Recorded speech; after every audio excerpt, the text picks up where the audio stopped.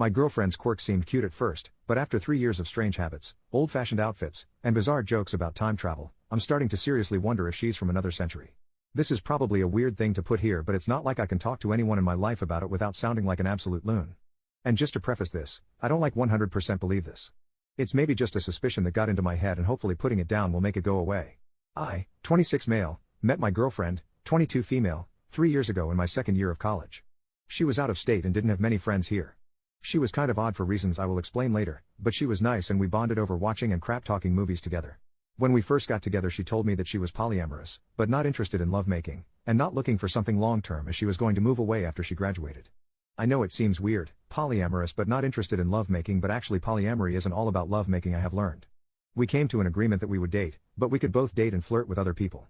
I didn't think I would want this for a long-term partner, but I'm still young and experimenting, and since she doesn't really make love, sometimes she does things for me, but nothing more, and she always declines when I offer to return. It doesn't really bother me. Now into the weird stuff. 1. She doesn't go into detail about her family. She's from the rural Appalachian part of Georgia. That's it. That's all I know. She won't talk in detail about anything else in her past. 2. Always takes like 5 to 10 seconds to remember her birthday, and she can never remember if the month or day is meant to come first. 3. She's always changing her accent depending on who she talks to. She says her brain does this automatically. But her sentence structure is weird. She sometimes uses British slang and words, says lift, flat, wanker, waffling, blackguard, how do you mean instead of what do you mean, can nay instead of can't, I will do instead of I will do that. When she watches Shakespeare, she literally talks like Shakespeare for an hour after. She only has a southern accent in the morning before she has a conversation with me. We call every morning. She doesn't like texting, and when she's talking to a southerner. She does say words like holler and y'all like a southerner though. 4. She doesn't wear modern clothes. She wears corsets and slips, and instead of bras and underwear, like there is nothing on her legs, she just wears a short dress under her corset. Unless she is wearing men's clothes, and then she wears old-fashioned looking men's underwear, always has multiple layers of petticoats and dresses with styles from all different times, like I'm talking vintage 50s to medieval. 5. When we watch historical movies, she's always pointing out flaws of the accuracy, but it's not big historical events, it's stuff like metal wouldn't have been used for that until X year, why are her laces in the back, that's not really a thing in that era, that's not how Christmas was celebrated back then, that cutlery is inaccurate for the time. She's too old to have her hair down. 6. Doesn't shave. Don't get me wrong, that's her choice, I just thought it was a little odd. Claims that it is a modern invention, shaving the body. Save for working women with lice. Why does she know that? And by modern invention she means the 1920s. 7. Obviously she is really into history, but when I ask her where she gets her information she can never give me sources. Just I don't remember, it must have been in a book somewhere or probably online or something. When I doubt all the little details she tells me, she says that it's okay that I don't believe her, but that she knows she's right. She's a scholar. She always stresses the importance of sources when I tell her things, but it's like she doesn't even care to prove the things she says. 8. She gets irritated at things on the internet, and talks about how much better the old web was. When I ask her what she means by that, she said before 2010. I was like, wouldn't you have been 8 in 2010? And she said something like, oh yeah, I guess I would have been pretty young. Whenever I bring up the fact that she never really experienced the old web as an adult or even teenager, she agrees with me and then changes the topic. 9. Even though she's always calling out inaccuracy in media, she makes no attempt to be accurate herself.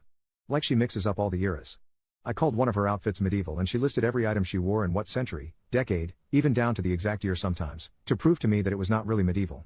I'm making her sound annoying, but really she doesn't talk about her clothes unless you specifically ask. 10. When I called her born in the wrong time, she was very against it. She says she doesn't feel like she missed out on any of the eras, and that she likes living in the now. I asked why she's always wearing old styles. She said just because she wears old styles doesn't mean she wants to live back then. She said that's why she doesn't do reenactment, because she has no desire to relive the past. 11. I can't remember what it was in reference to, but she said jokingly, I've lived through the year 2012 too many times. She said it as a joke, but I didn't really understand. So I asked her and she said she was joking. I said I knew she was, I just didn't understand what the joke was. She just brushed it off and never explained. 12. Has a bunch of vintage USSR and American space pins. She says she's not a fan of the USSR or USA, but she was a bit of a space race fanatic back in the day. Again, she said this as a joke. 13. Struggles to use TV. Something about the remotes and buttons confuse her. She says it's because she grew up without a TV, but then she also claims that she was on the internet pre-2010.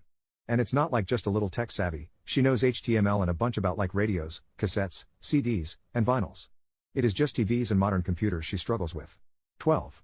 I introduced her to Doctor Who and jokingly asked if she was a time traveler, and she said something like, I've never understood the appeal of time travel. I mean, wouldn't things get confusing, never remembering your age and always second guessing if you were following the societal standards of the time? Maybe I just don't have a big enough imagination, but that's a lot of thought put into time travel for someone who doesn't desire to time travel. 13. She was making a comment on trans issues, said something like back in the day you could cross-dress and everyone just assumed you were that gender, it didn't take a lot to pass. I asked back in what day?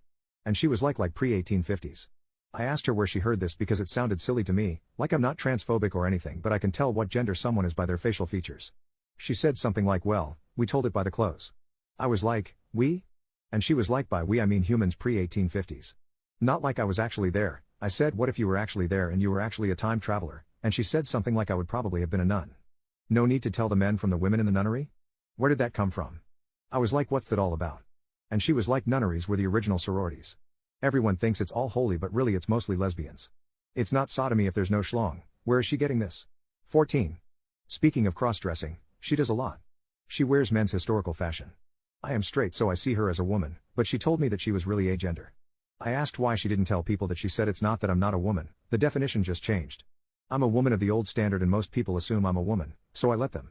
I asked if she would prefer I use other pronouns than the girl ones, and she said that she didn't really care either way.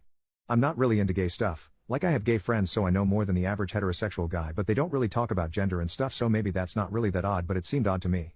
15. And probably the weirdest thing, she's 5 feet 5 inches and average looks skinny, but weighs probably like 150 to 175? That's just an estimate from when I pick her up. When I comment on this she says she has dense bones. What does that mean? She looks slightly underweight if anything, so why is she technically overweight? There's other stuff too but that's all I can think of off the top of my head. I just had to vent because it's getting to me. If anyone has any advice or similar experiences feel free to comment. Update 7 hours later, I decided just to accuse her of time travel. Literally just called her, and opened with I know you're a time traveler. She laughed and asked what the heck I was talking about, and I told her okay I don't really think she's a time traveler, I just think she had been keeping things from me. I asked her if she was lying about her age. She got serious and asked me to come over because she didn't want to talk on the phone. Obviously, part of me was hoping she was going to reveal that she was a time traveler. Spoiler, she is not a time traveler. She told me that she has been lying about her age. She's 28, but started college older than usual because of a hard time getting out of her hometown, and felt like she missed out on her early adolescence. She regrets it but she had wanted to fit in. She told everyone she was 18 when she first got here, and now there was no going back. She was embarrassed to tell me because she had lied about it, and didn't know how to tell me the truth. She asked me what brought on the suspicion, and I showed her this post. She laughed for like 10 minutes and thinks it's very funny that my first thought was time travel, and expressed what you all have, that the oddities were just autism.